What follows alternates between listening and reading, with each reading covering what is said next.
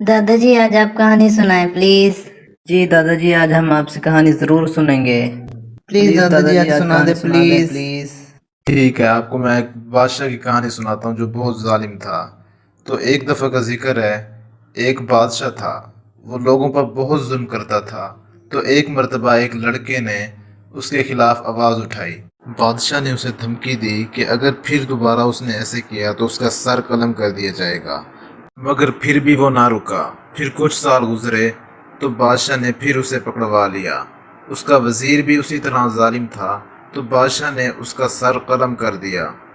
कुछ दिनों के बाद उनके यहाँ एक बेटा पैदा हुआ। बादशाह वहाँ बहुत खुश था, मगर वहाँ की आवाम बहुत ज़्यादा परेशान थी कि अगर कोई छोटी सी भी गलती करता तो बादशाह उसका सर कलम कर देता।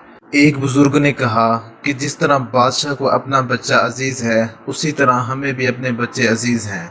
अगर बादशाह हमारे बच्चों पर रहम नहीं करता तो हम भी उसके बच्चे को उठा लेंगे और तब तक वापस नहीं करेंगे जब तक वो अपना जालिमाना रवैया दुरुस्त नहीं करता। तो चनाचे लोगों ने ऐसा ही किया, शहजादे को चोरी कर लिया।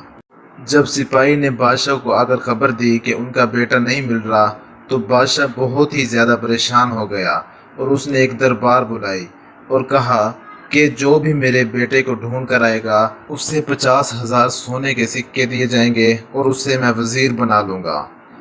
बादशाह ने कुछ सिपाही दूसरे मुल्कों में भेजे ताकि शहजादे को ढूंढ सकें, मगर फिर वो नाकाम लौटे।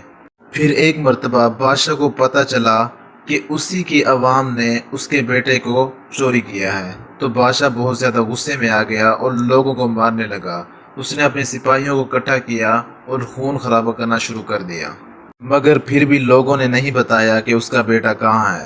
इस तरह टाइम गुजरता रहा और शहजादा भी बड़ा हो गया, मगर बादशाह उसे नहीं ढूंढ पाया। तो बादशाह ने दरबार इकट्ठी की और फैसला किया कि वो लोगों की बातें सुनेगा और उन पर जालिमाना रवैया नहीं करेगा ताकि वो उसके बेटे को लौटा दें।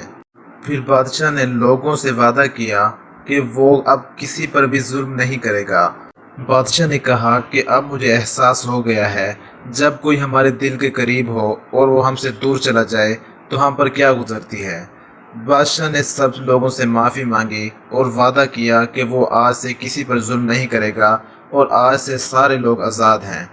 फिर बादशाह ने एक शहजादी को ढूंढा और अपने शहजादे की शादी उससे कर दी। चूँकि शहजादा गरीब लोगों में पला बड़ा था तो उसे लोगों का एहसास था। कुछ अरसे बाद बादशाह इस दुनिया से चला गया और शहजादा बादशाह बन गया और वो लोगों के काम आता था। इस तरह वहाँ के लोगों में खुशहाली आई और वहाँ के लोग बहुत ज़्यादा खुश रहने लगे। चलो आज तो खुश हो, मैंने आपको आज कहानी सुना दी। जी हाँ दादाजी आज हम बहुत ज़्यादा खुश हैं।